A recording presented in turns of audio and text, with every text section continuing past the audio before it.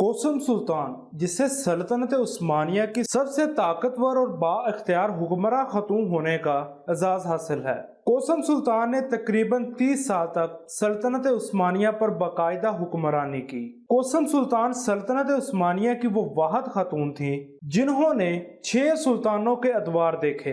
दोस्तों, यूं तो इस दुनिया में बहुत सी काबिल जिक्र खवातीन गुजरी हैं जिन्होंने अपनी मेहनत और जहानत के जरिए अपना नाम रहती दुनिया तक जिंदा कर लिया। इन खवातीन में एक बहादुर और ज़हीन खतून जिसे दुनिया कोसम सुल्तान के नाम से जानती है। 1590 ईस्वी को तीनस में एक लड़की पैदा हुई। इसका नाम अनास्तासिया था और ये नस्ल के एतबार से यूनानी थी। इसके बाद जब ये लड़की हरमे सुल्तानी में बतौर गुलाम आई तो उस वक्त इसकी उम्र सिर्फ 15 साल थी। इस्लाम कबूल करने के बाद इसका नाम माहे पैकर रख दिया गया, लेकिन इसके बाद इन्हें सुल्तान अहमद अव्वल की जानब से कोसम सुल्तान का लक़ब दिया गया। दोस्तों, इन दिनों सल्तनत उस्मानिया पर सुल्तान अहमद की हुकूमत थी। ये वो दौर था जब सल्तनत अपना दौरे अरूज गुजार चुकी थी। सुल्तान मोहम्मद फातेह और सुल्तान सुलेमान जैसे सुल्तान अपनी बहादुरी और शुजात का लोहा मनवा कर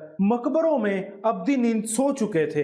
अब ये सल्तनत ज़वाल की मंजिलें तय कर रही थी, लेकिन दूसरी तरफ हरमे सुल्तानी में एक खातून जिसका नाम माहे पैकर था, उसके अरूज का आगाज हो चुका था। माहे पैकर ने जल्द ही अपने हुस्न और जहानत से सुल्तान अहमद अव्वल के दिल में जगह बनाने में कामयाब हो गई। इस तरह बाद में सुल्तान अहमद अव्वल को माहे पैकर से 5 शहजादे और 4 शहजादियां नसीब हुईं। इस तरह सुल्तान ने अपनी चहेती बीवी को कोसम सुल्तान का लक़ब अता किया। इसके बाद कोसम सुल्तान बहुत थोड़े अरसे में ही हरम की सरबराह बन गईं। ये ओहदा सुल्तान के बाद सबसे बड़ा ओहदा था। जिस वक्त सुल्तान अहमद का इंतकाल हुआ उस वक्त कोसम सुल्तान की उम्र सिर्फ 28 वर्ष थी। दूसरे सुल्तान अहमद की वफात के बाद कोसम सुल्तान ने खुद को एक सियासी इंतशार में पाया। अपने बेटों को बचाने के लिए कोसम सुल्तान ने अपने सुतेले बेटे की बजाय सुल्तान अहमद अव्वल के भाई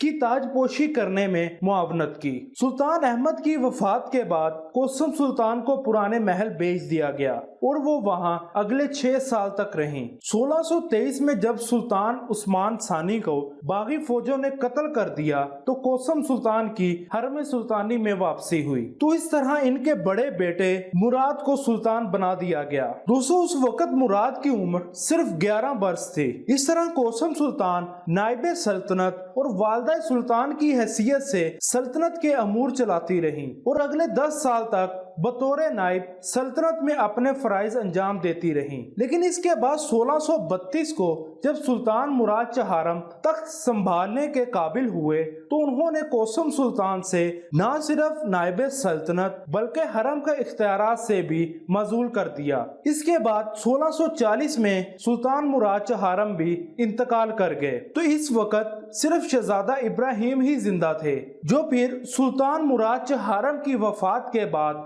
सल्तनत उस्मानिया के अगले सुल्तान बने। सुल्तान इब्राहिम की सल्तनत में अदम दिलचस्पी और ना तजर्बाकारी की वजह से कोसम सुल्तान फिर अगले 8 सालों तक सल्तनत की नायब होने की हैसियत से अपने फराइज अंजाम देती रहीं। दोस्तों, उस वक्त के वजीर आजम मुस्तफा पाशा वो सुल्तान इब्राहिम की अदम दिलचस्पी की वजह से सल्तनत के अमूर को बहुत उम्दगी से चलाते रहे। इसके बाद कोसम सुल्तान ने एक दफा फिर से अरूज से ज़वाल तक का सफर तय किया, क्योंकि सुल्तान अव्वल ने अपनी कनीज की बातों में आकर कोसम सुल्तान को पुराने महल भेज दिया और 1644 को मुस्तफा पाशा को कत्ल करवा दिया। इन दोनों की गैर मौजूदगी में सल्तनत ज़वाल का शिकार हो गई। चुनांचे 8 अगस्त 1648 को सुल्तान इब्राहिम को तख्त से मजूल करके कैद कर दिया गया और इनकी जगह इनके 7 साला बेटे मोहम्मद चहारम को सुल्तान बना दिया गया।